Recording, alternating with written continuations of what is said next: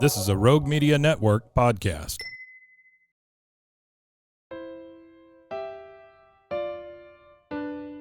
Marriott's on the move. What? Marriott's on the move. Again? Marriott's on the move. If you're dreaming about moving to a new city to pursue the life of your dreams, this podcast is for you. Moving 18 times in 23 years to 5 of America's top cities, I know it's not easy to make those decisions alone. I help you develop the dream, the plan, and the move, even if we need to get scrappy to get you there. I'll be doing interviews, career and city spotlights, and sharing my crazy moving stories, tips, tricks, and scams to avoid. Traveling to explore your dreams has never been easier. Now let's get moving.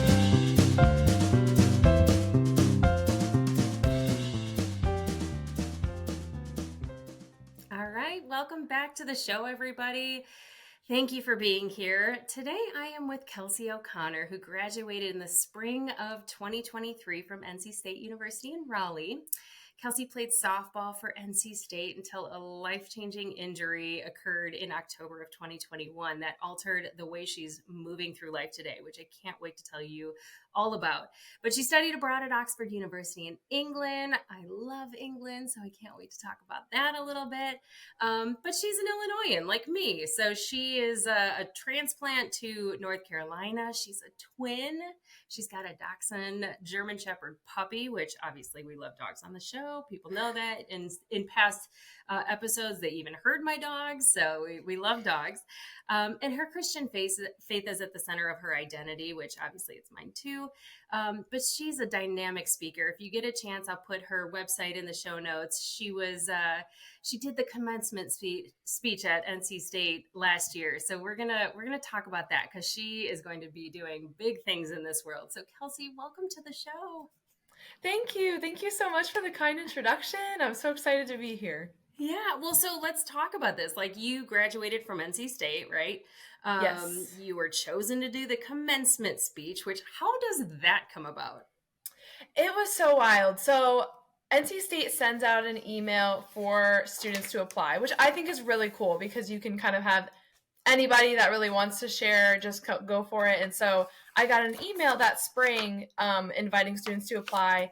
And I don't know what came over me to apply, but kind of at that point, I had really just, I don't know, felt like it would be a really cool way to honor my family. I felt like it would be a really cool way to showcase this like comeback that I had made at NC State and kind of this journey that I was on, and also just involve other graduates in feeling like they'd accomplished something regardless of if they knew what their next step was. And so I applied to speak, and then I got accepted, but I was not even sure if I was going to say yes because I was nervous and I had never really given a speech before in front of so many people. And so it was super random, super last minute, but just decided that I was going to do it when I was accepted. And then, the big day came and it's on your website. I watched it this morning. You did such a great job. You brought notes up there and didn't even look down once. I was like, did she just memorize that whole entire thing? That's amazing. Thank you. I honestly shocked myself because they had let me work with somebody from NC State to memorize it. And of course I was, nervous of forgetfulness anyway. So I had just practiced so much. And when I got up there, the microphone was blocking the papers. So I was expecting to look down, and then that got scrapped. And so I just kind of had to do my best, and there were parts that I missed, but only I knew that I missed, and I kind of blacked out a little once I got up there, but cool, calm, and collected. You look sophisticated and elegant, and I was just like, oh my gosh, if I was not like that when I was a college senior, I felt like I was a total spaz. No.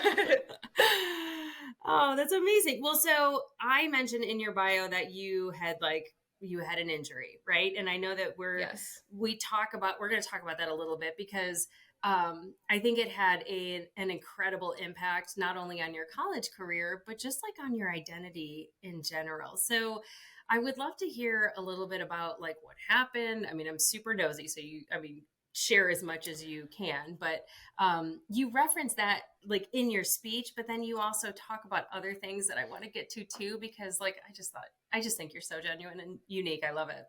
Oh, thank you. Of course. Yeah, I'm happy to talk about it just because I do love talking about where it brought me and kind of that period. And um, yeah, so I was headed into my junior year. So I'd been playing at state, and I mean, in the beginning, I loved it. It was magic. I mean, I was just such a walking student athlete, always in Wolf my pack. gear. Yeah, Yeah. go pack. um, Everything was great. And then it was a little bit tough. This just kind of gives some context to the whole identity piece, but our softball program was having some issues headed into my junior year. And so we were already kind of, facing those. And I was injured in October. So I had had head injuries in high school, I had had injuries before, but I was running bases. And so as I was sliding into a base, one of our players was turning a double play. So they were coming through the baseline. And so as I was sliding into the base, our shortstop's like 6 foot, full momentum, comes through the baseline and just knee Knocks you first, out. just goes straight into my face. Holy cow. And you've been playing softball most of your life, right? I mean, I imagine Yeah. that's probably somewhat common. It's crazy because, so I started playing softball when I was 7, started the whole travel scene when I was 10. I mean, just poured into softball, chose softball as my only sport at 11, Wow. and, focused on playing in college and kind of had this whole journey there. And then I had 3 concussions in high school. And so, oh my goodness. So I wrote my college essay on overcoming head injuries and had been through that entire, area of life of the recovery and the rehab and the sensitivities to light and noise. And that took me 9 months to recover from the first 2. And then the third one, I had facial injuries. So by that whole point, to get to my junior year and then have a head injury, oh my gosh, was just devastating. Yeah. Because the more you get hit too, the more risk is involved and the harder it is to recover. And so that really played into my struggle to recover and how long it took and how severe it was, I think. Because immediately, I think I knew that one was different because I had experienced them before. And as soon as I got hit, I was like, this isn't a joke. Did it knock you out? I had, and it was totally on me. I walked into something, there was a window open and I didn't see it and I hit the corner and I had a minor concussion, but it was that. I mean, I barely hit myself. So I can't even imagine what it felt like to get barreled over. That had to be crazy. It just full force, my whole skull was pounding. It ended up being a jaw and a neck and a head injury because it was whiplash, and I had already had nerve damage in my neck from previous. But I mean, when I got hit that morning, everything is spinning around me. I didn't get knocked out. I don't fully remember, it took some time to get up, but essentially I stood up and kind of stumbled off and just booming, pounding, shooting, every single type of pain was just all the way through my head, all the way down my neck. And I ended up walking off the field by myself. My trainer was helping somebody else. And so essentially our program was having a lot of mental health issues leading up to that year. We had a lot of turnover. Just to give context, we had almost 20 girls in the course of 3 years, transfer, cut, quit. There was a lot going on with the way that we were being treated by our coaches and some of the culture.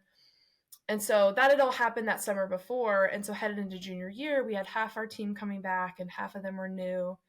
And essentially what happened was we wanted to make it a new year. We were like, this is going to be positive. We're going to try to leave it behind and see if we can, move forward. And it just got progressively worse with what was happening with some of the coaching staff. And so essentially what happened around August, September, right in the beginning, is I met with our athletic trainer and our sports psychologist because 9 of my teammates, at this point, we'd been playing together for 3 years. We had played through COVID, so we were all isolated together. We were so close. I mean, dinner every day together, homework, morning, evening, night, that's who you're spending your time with. and they started just talking about how their mental health was like 2 out of 10 on our weekly surveys, or they like weren't going to survive the fall if it kept up this way, and started just, really alarming mental health concerns in confidence when we would just be spending time together. And it wasn't just me, it was almost 10, like multiple people, and then even the new people that were coming in were like, this is not what I signed up for. Yeah. And Well, because you have to have a certain chemistry with a team because you trust them, right? And you you have to have that trust factor. I mean, I know we were talking before we hit record that I was in cheerleading and we were stunting and I fell and got hurt. But when you have a team like that, you rely so heavily on knowing each person's next move and what they're good at and what they're, you have to have that trust factor. Was this at a game or was this in practice? This is in practice. Oh my gosh. Yeah. But of course, exactly what you're saying though, having that trust that just wasn't there. And like my freshman year, it was great. We started out good. And then a lot of things started to crack that next, that second year, COVID. And then obviously things were just exposing themselves like heavily that year. Yeah. So I had met with our psychologist and our trainer to ask if they would come with me to meet with the administration, just to ask for them to meet with us. So like, no, nothing drastic, like nothing trying to push people out, just to see if they would meet with us because girls were really scared to go to them. Ultimately they said no. And so I, had tried to have some meetings with my coaches, face to face. And so, about 2 or 3 weeks before that injury, I asked them because they had found out that I had gone to administration and that was miscommunicated, like what the intention was for that. And so I talked to them, straightforward, just telling them that my intention was meetings, explaining to them, what the environment was and why I went, and asking them.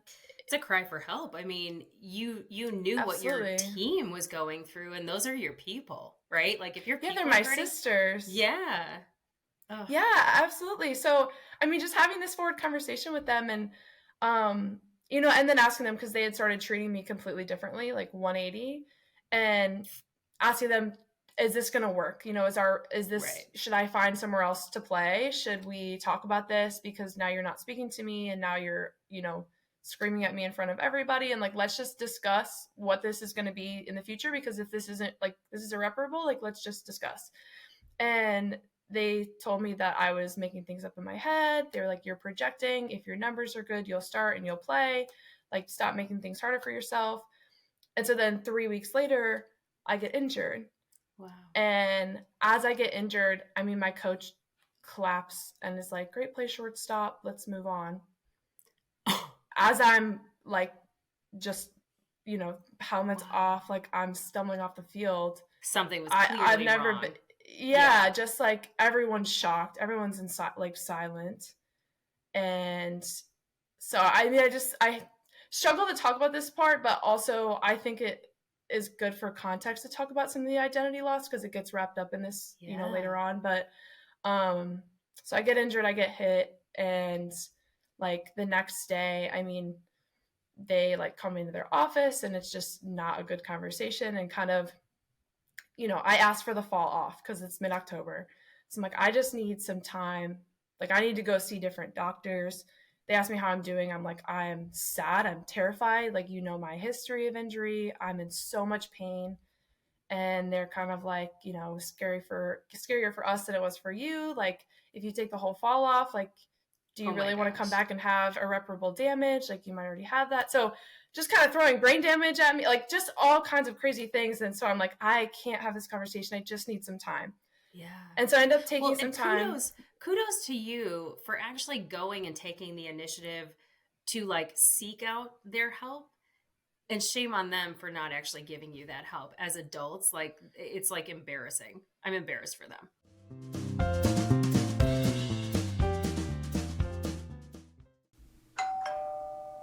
Have you heard of Monat or Modern Nature?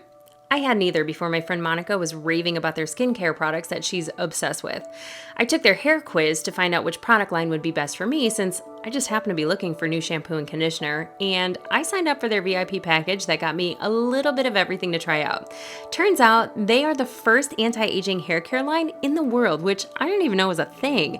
And their products are gluten-free, vegan, and Leaping Bunny certified, which means they're never tested on animals. Now I'm obsessed with their rich formulations that feature botanical extracts, essential oils, and other naturally based ingredients, and I want to share those products with you. I'll put the link in the show notes, or you can hit the faves page on my website. It's safe, EU approved, and clinically tested by third parties, so essentially, robustness approved. Now back to the show. Boom. Play it. Have you ever listened to a commercial on the radio or a podcast and thought, I could totally do that? Well, I am challenging you today. Being a voiceover artist is an amazing side hustle that can be done from the comforts of your own home. Heck, it can be an amazing career. Just ask Jesse Carroll. Jesse's got over 1,000 voiceover credits to his name. Ever watch Backroad Truckers? He's the narrator. He's also done a ton of commercials for brands you would definitely recognize. If you're ready to try your hand at voiceovers, go to marriottsonthemove.com and head to my favorites page to learn more about his new digital course and coaching package. If you use code MOTM, you'll get 20% off at checkout. Hey, Micah Burgess here. I just wanted to drop in for a second and let you guys know that we are rebranding my podcast. We've got a new name, My Doula Micah, my birth, my baby, my life. And we are super excited about extending the content that we've got going from childbirth to postpartum. Now we're including family and marriage and just kind of your life in these childbearing years and what that looks like, and maybe give some helpful tips and wisdom. I mean, you know, I'm 51. I got 6 kids. I think I can help you guys with some stuff. There will still be local interviews, of course. And I'm also expanding now to have including more nationwide interviews. We even have somebody from Canada and Australia. So I'm super excited about this process and what we've got in store for y'all. So join us.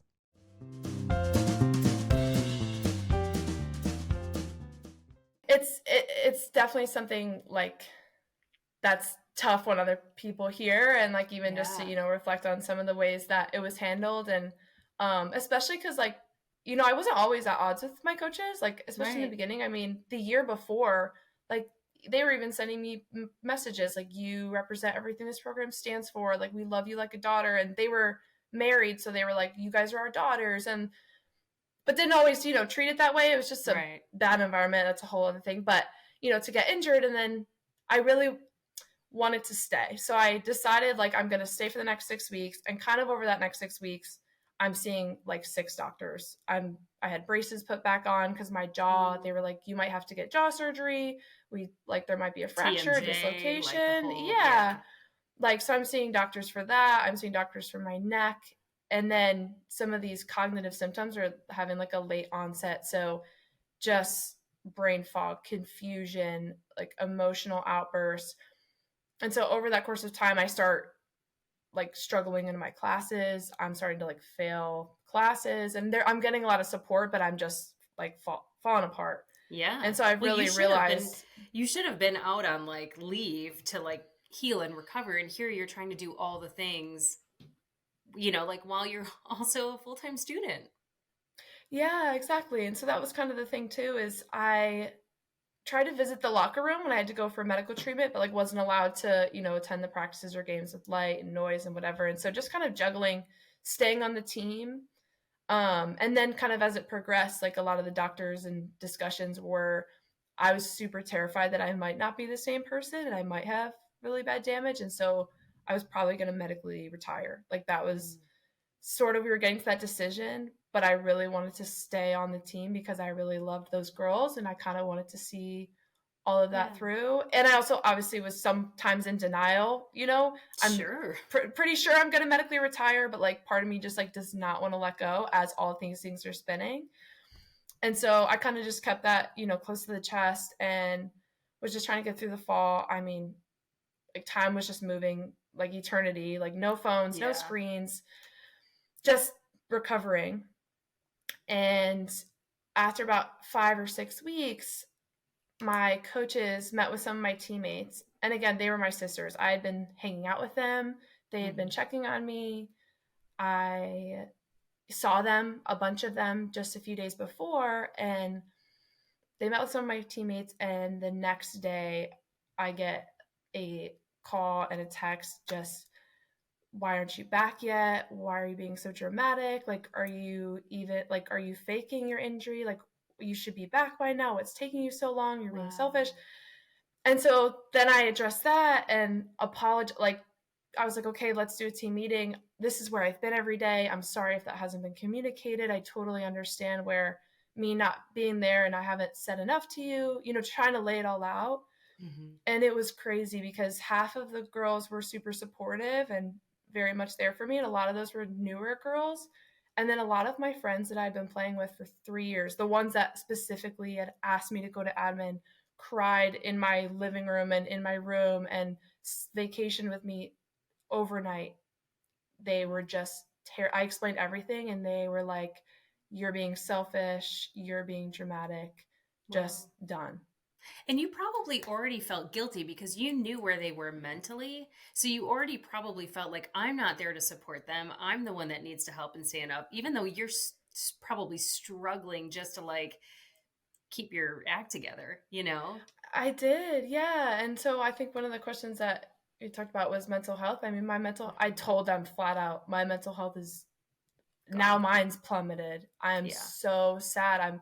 I told them also, I'm going to medically retire. Like, that's the plan. But a bunch of you asked me to go and I want to be there for you and I care. And I want to like just help you. I don't know what that looks like still, but I'm here for you. And it just didn't matter. And that was kind of the point where I just knew that I had to be done completely because I already knew I was going to medically retire, but now I was in a worse position to heal. Yeah. I was going to say, like, you just had like a major breakup, like all of your people, you just broke up with all your people.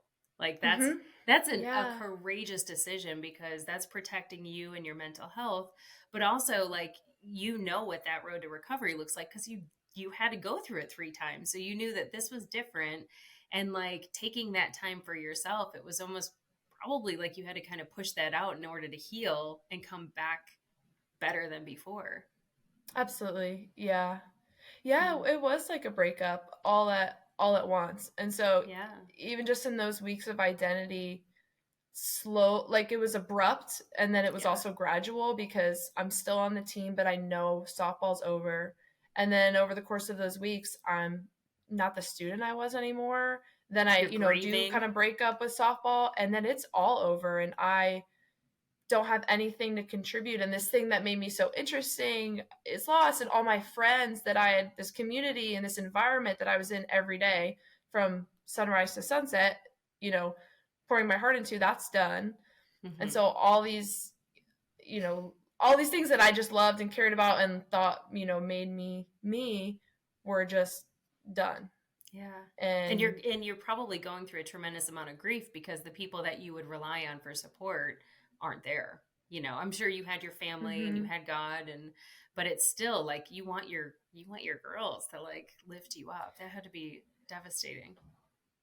Well, yeah, thank you. I appreciate that because it's so odd because at the same time I did feel guilty because I was sitting there like I do have my family, and even though it was so hard, I felt God's presence and sort of was coming to terms with realizing that even though I had nothing to give or offer in performance, I just felt God's love. And that was so pure with no distractions and sitting in the quiet to just get better because that's all you can do at that time.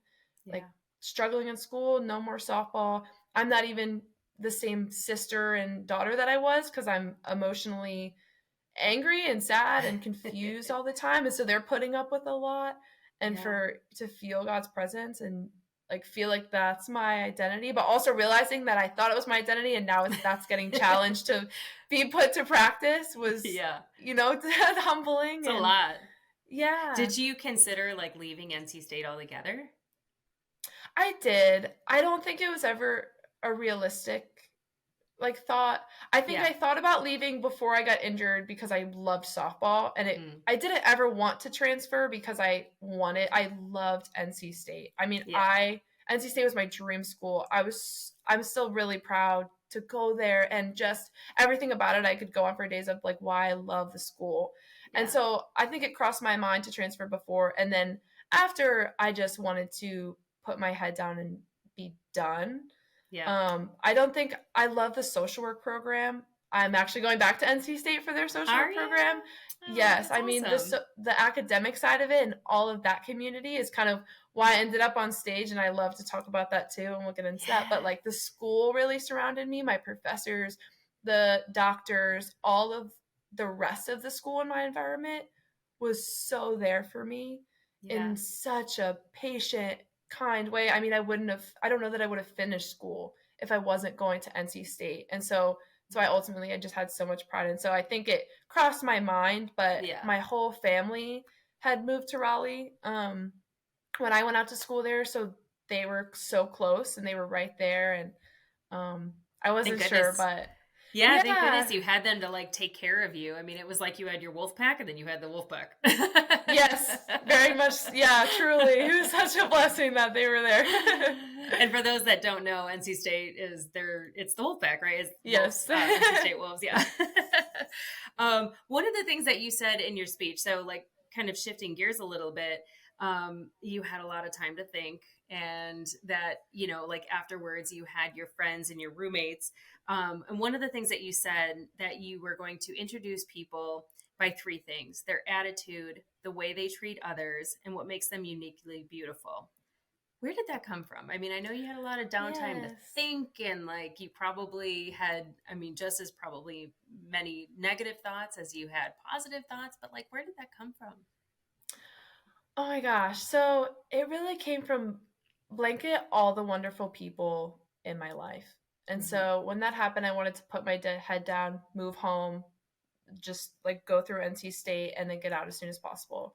Yeah. And then my parents and my family really encouraged me to find people to live with and just, take back those really great parts of the school. And so they just supported me in this way that was so unconditional when I thought I had lost something so interesting, and like just the way that they saw me and treated me. And then I made these new friends that didn't care that I was an athlete. They just saw me and just were so loving and so accepting. And so my family and these people around me, I had realized that I was in such a competitive comparison mindset so often from sports and from competition. And then I looked at these people around me, and the reasons why I loved them had nothing to do with anything on their resume or what they were achieving, but just their hearts and their energy and who they were to me. I mean, this even goes to my doctors and my professors who have these titles, but it was how they treated me and their kindness that really just spoke to me. And also, I think being a social work student, I was in the community a lot, just meeting other people and other stories. And I think getting outside of myself helped. You work with a lot of people that have been through really difficult things, and they're not defined by the bad things that happen to them and their circumstances. And I worked with so many incredible human beings during that time through social work internships and things. And to see those people just shine and radiate, I just recognized that I was seeing that, but I was still describing them by whatever their label was or their job was. And so just kind of did some self-reflection on how I need to be really describing these people and, seeing them for the people that they are and the hearts that they are. And so honestly, just amazing people really inspired me to come up with a way that was applicable, because I think I had this general fuzzy idea of, see people better, but I needed something to practice and articulate how I saw people. And so, just kind of coming up with a way that allows people to really, I don't know, put it into a formula, kind of like, you've done for your transition advice. And so just even like when I use my brother in every podcast. I always use him as an example. So if people have your twin brother or my twin brother. Okay. Yeah, it's my twin. Just because I love talking about what a character he is. Like, he just lights up a room. He is so kind and respectful, but he just treats everyone like he's their best friend. But he also is working for ESPN, which is Mm, so cool. cool. And I love to, I love to celebrate him, Yeah. but I love like trying to describe people that way first so that they just know that their job doesn't define them or that Yeah. their circumstances don't define them. And so just the more I started doing that, I mean, my perspective on life just became so rich and just more Well, open. Yeah. Yeah, it comes from a place of gratitude. I mean, you went through a really incredible situation. It sounds like you came out better for it. It was probably incredibly painful and awful as you were going through it. But I think that's the beauty that you were shown is that like you get into corporate America and everybody defines people by what they do instead of who they are. And I think that that's why you get to a point where, you're 10, 15 years in and you're like, one, you have the golden handcuffs because you're like, oh, I'm the sales rep. That's what I do, and then when you kind of have that notion of you want to pivot, it's really hard to do because now all of a sudden you have those golden handcuffs. Do you know what golden handcuffs are? Have you heard this term? No, actually. Okay. So a lot of people haven't. So basically when you get into a role or a job where you are making good money and you've been doing it for a long time, so you have experience, they call it the golden handcuffs because now you're like, well, I can't leave because this is what I do. And now I'm making so much money that if I left, what if I don't make that money? Or what if I'm not good at that job I pivot to? So they call it the golden. Isn't that crazy? I know. When the first time I learned that, I was like, oh my gosh, I think I have golden handcuffs. But I mean, I never thought about that. I know. But you were able to take what kind of the gratitude that you had for people and express it in a way that probably lights them up. Like if someone came to me and was introducing me to somebody and said, she's got a positive attitude and she's very kind to people, I would be like, oh my gosh, that's so nice, and like that would connect me to them. So you're probably a natural connector anyway, because I can just tell like how you were like standing up for people and how you wanted to, like you had your girls. And I mean, how did you, like, as you were going through these situations, like, I know a lot of negative thoughts probably came up. Like, how did you kind of strengthen your mental health through all that? Yeah, I think getting help was really important. I ended up getting a outside therapist outside of like sports psychology just to bounce thoughts off of and talk through, verbally. My mom was also someone who gave me a lot of advice. She was so great. So anytime a negative thought would pop in, at first I was like, Mom, you're crazy. This isn't going to work. And then you try it and you're like, okay, Mom, you were right. Yeah. But like, honestly, like just very impulsive negative thoughts, entering my head about the situation, about myself. And I think, we can't always control our initial thoughts, but we can control our responses to those thoughts. And she was basically like, I want you to name that voice in your head or pretend, that initial negative thought is a different person. Yeah. And then I want you to take like your response voice, which is the person that you want to be, and respond to it like you would a friend and like react to it in such a loving way. It was so beautiful. It was such a way to change. Like a thought would come in like, I'm stupid or I failed softball. And it was like this person that I wanted to be, I would never speak to somebody that way. So why is it okay for me to speak to myself that way? And then just kind of bring myself back down to earth and think, my parents don't think that I failed them. Like, I'm so Nobody grateful. Would think that. And yeah, they're course, like, just, you're in your swirling. Head and it's hard. You go down these like spirals, like it's really hard to come back. And I love that your mom said to name them because I often think, have you seen the movie Inside Out? That cartoon by Pixar. Yeah. So I always think like after I saw that, it like kind of changed not a lot about my personality, but it just changed. Like every time I would get mad, I would see the guy in red, like, the flames shooting up. I was like, oh my gosh, I'm so red right now. But that's the thing is that like, you can't believe every thought you have. Like our brain is our subconscious, like oh my gosh, I'm tripping over my words. It's there to protect you, right? And like the fear that your subconscious kind of projects is to keep you safe, but it's not always safe to like stay in your bubble and isolate and believe those thoughts. What's safe is going out to other people and saying, hey, is this rational? Like, I just went through this thing, Absolutely. So it's amazing that Yeah. you're going for social work because that's what you're going to be able to do for other people. Thank you. I hope so. Yeah. I mean, that is the goal. And I just feel like so many people poured into me in that way and were there to talk to and there to help me regulate my Hmm. thoughts or even just say, like, let's go for a walk before you Yeah. start to, spiral in these thoughts or let's eat something. And Yeah. like, just to have those people in my life, like, now my goal truly is to just be that person for anybody that I Yeah. can through my work in the future and because I do recognize that not everybody has a support system like that. I am so grateful and really Mhm. lucky that I had that. Yeah. Yeah, it's kind of like I look at what you're doing and I look at like the time, like it's such a pivotal time in your life when you get out of college because everybody tells you like the world is your oyster, you can do whatever you want, and you're like, yeah, I guess I could, but one, I don't know how, and two, like everything in me is telling me that I shouldn't or can't. Yes.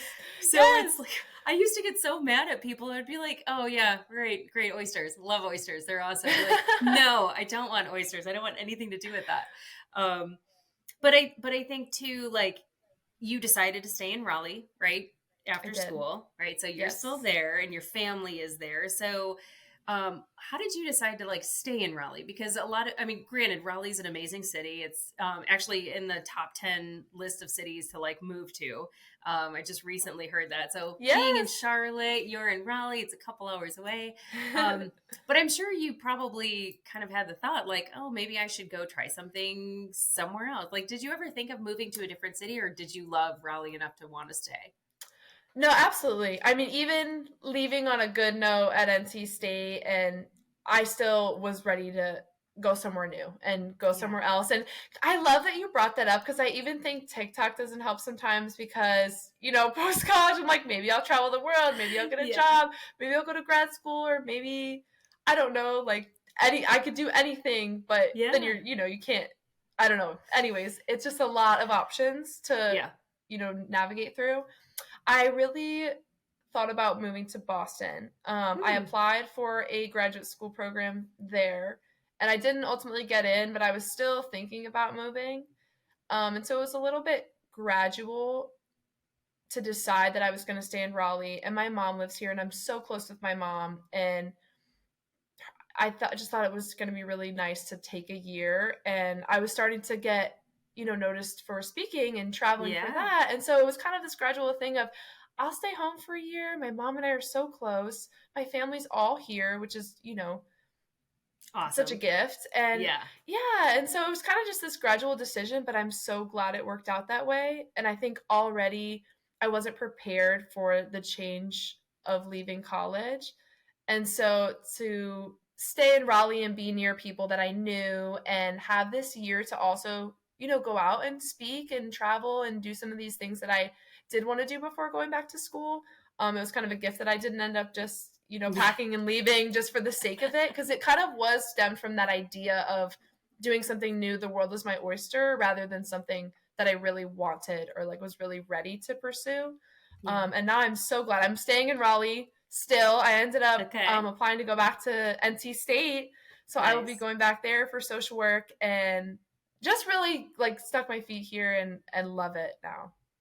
So you said, to back up a bit, you said something along the lines of like you thought you should go, or that you like what was going through your head when you were kind of thinking you should? I think that from going from Illinois to North Carolina from high school to college was so exciting and so magical. And I kind of just felt like that was what I was supposed to do after college. Like I almost felt like I wouldn't be progressing or evolving if I didn't do something brand new.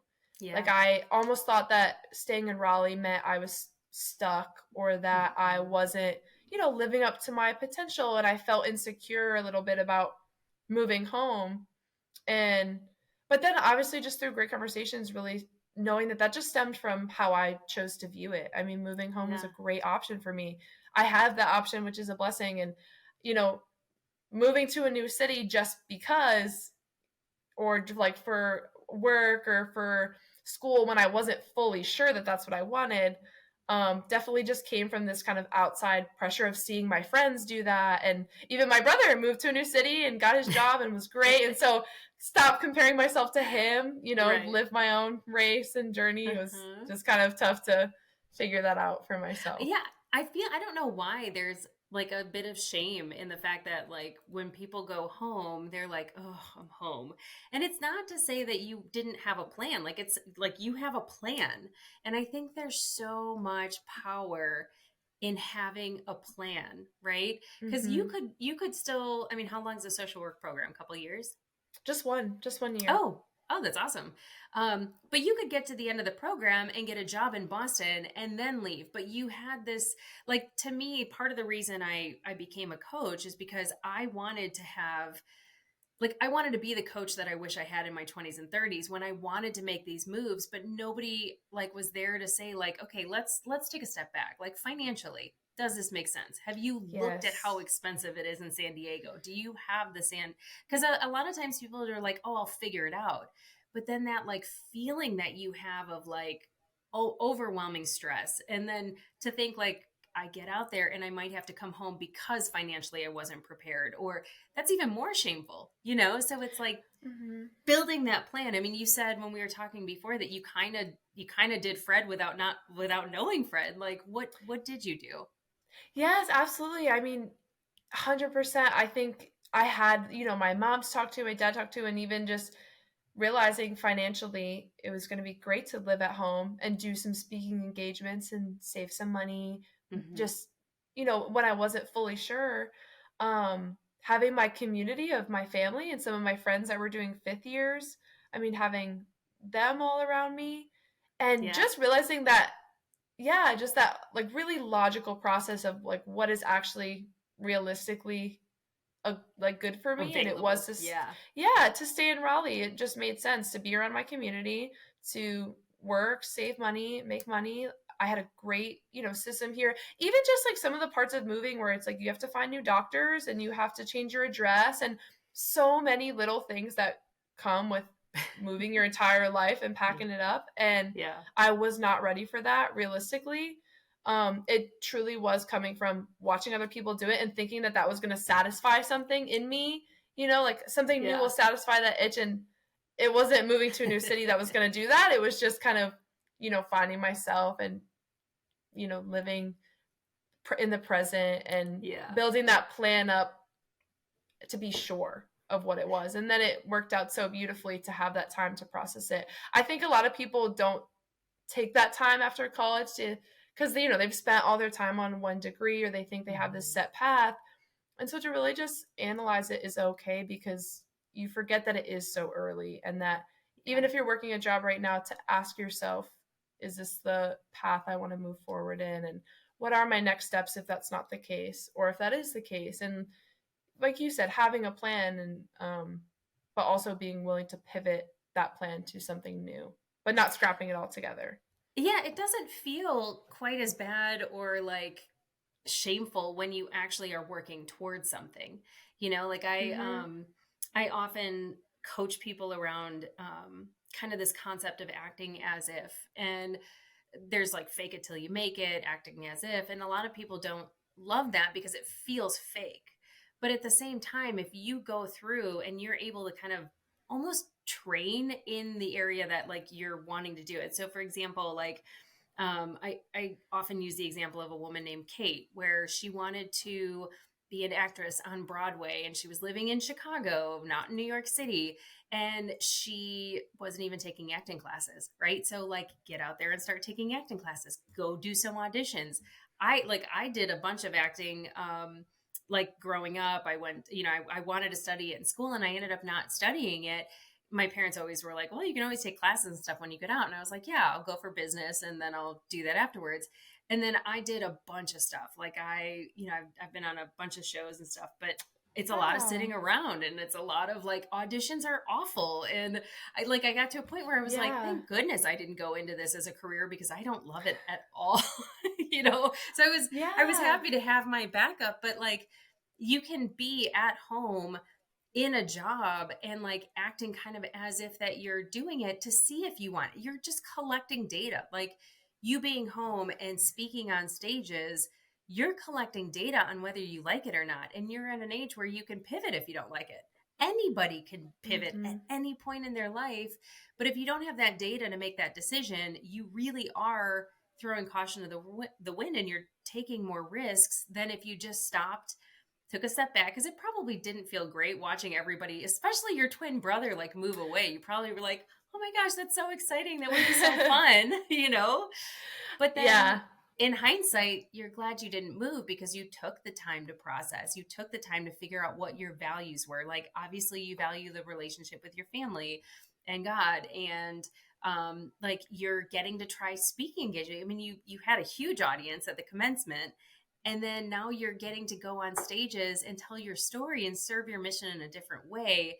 Like, that's collecting data to see if you want to do that on a grander scale, you know, and being prepared to go back to NC State for social work. Like, that's part of the plan, right? So you're kind of working the plan and having a foundation. If you were to just go out to Boston and do it, the cost of living is different. The people are, you have to learn, you have to make new friends all over again. So there is some power in like knowing that plan and in like putting a plan together and then working through it to see if you actually want to do that plan or not. Absolutely. That is so cool about your shows and everything. And that's so wild. It's fun. I've done a couple. Oh my gosh, I would love to ask you about that. But I do love what you said about acting as if, because it is so powerful. I think that's 100% what I ended up doing in speaking, because I gave the speech and then it went viral on the internet, and then I was being invited and paid to speak, and I had only ever done it for 3 minutes, you know, on this stage at graduation. I'm a 22-year-old, right? And to then figure out very quickly, like, I rented a car for the first time when I went out to do a gig, and I like didn't know how to rent a car, and I was like, speaking in front of people for their business events and like university conferences, and I every single time beforehand I struggled with, oh my gosh, am I a professional speaker? Like, is that something that I can claim myself to be now? And it just kind of took doing it and loving that aspect of it, but collecting data from it. And I tried a little bit, to keep up with some of the TikTok videos because I felt like it was cool, but I didn't necessarily love it. I'm not the influencer type. And so I thought that would be really fun and exciting. And I collected data and realized it's just not something that I personally like to do. I really like the in-person speaking, but kind of just dabbling in all these different opportunities as they came, just to see if they excited me and see if they, were a good like career option and something that I was passionate about. Even stuff that I spent hours, recording TikToks or doing some writing and realizing this works and this doesn't, acting as if that's the future is so helpful. Just like one step forward every day, because even if it's a path that you don't choose, like, you are collecting data. And so I love, especially post-college, to keep that in mind and not be comparing yourself to other people who seem like they haven't figured out. Because my brother has wanted to know, or has known what he's wanted to do, like, since day one, that's what he's doing now, like, no wavering. And so much different paths for us, but so he had his plan, and he was following 100%. His plan. And I think it's hard too, because a lot of people will get out of school and they're like, I just don't know what I want to do. Like, again, when you have so many choices, it's hard to really like hone in on what that looks like. And I think doing something like your values exercise, or like taking a step back, because part of what you're trying to, like, I don't know how to say this. You follow the yes. Like, somebody asked you to do something and you're like, okay, sure, I might like this, right? But if you're like so dead set on like doing one thing, you might not be open to the other things that surprisingly you're really good at or you really like, right?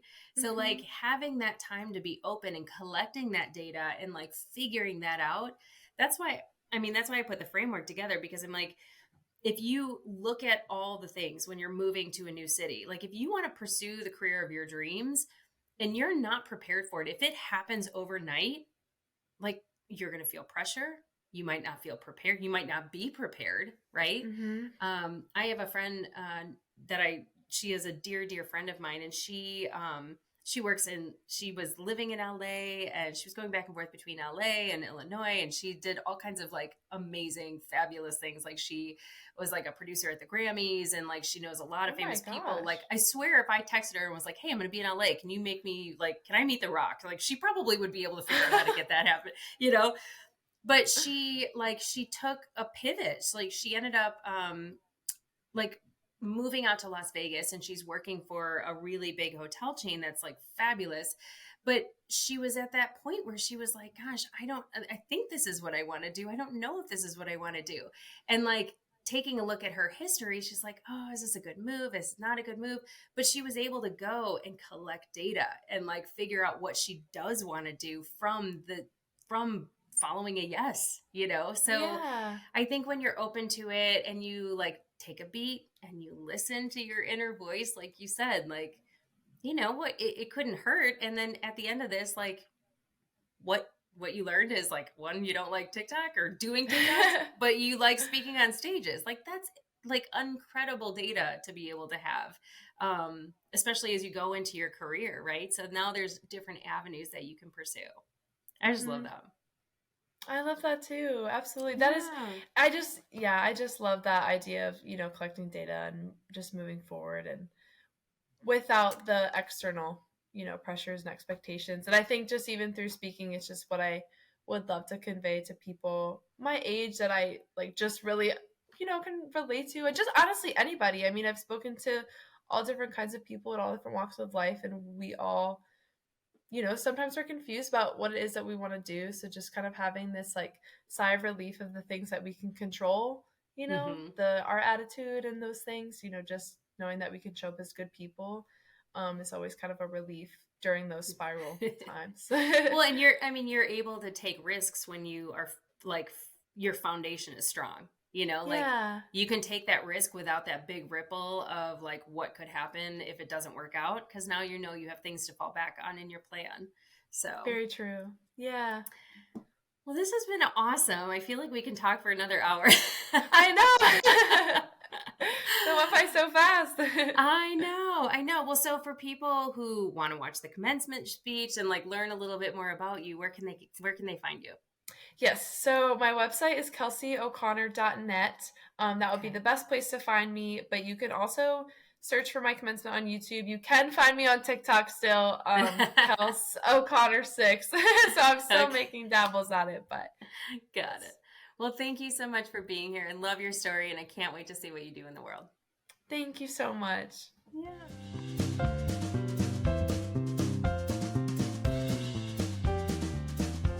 Well, I could go on forever and ever about moving you closer to your dreams, but I probably should save some thoughts for the next episode.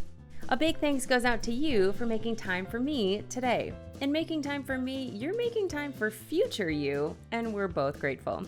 If you enjoyed this content, please subscribe to the podcast, download the episodes, and leave me a 5-star review. I would really appreciate it. In return, if you go to my website, marriottsonthemove.com, and register for the Monday mailer, I'll send you a free Fred workbook to get your journey started. This is also where you can find all the show notes and all the ways to get in touch with me. A special thanks goes out to Rogue Media for its wisdom and partnership. Until next time, friends, keep moving forward towards your dreams. Oh, and the legal stuff. This podcast is presented solely for educational and entertainment purposes. I am a certified coach, not a licensed therapist, and this is not meant to replace the professional advice of a physician, psychotherapist, or other qualified professionals. This is solely my perspective based on my own experience and training. Okay, now it's over. For reals. Bye for now.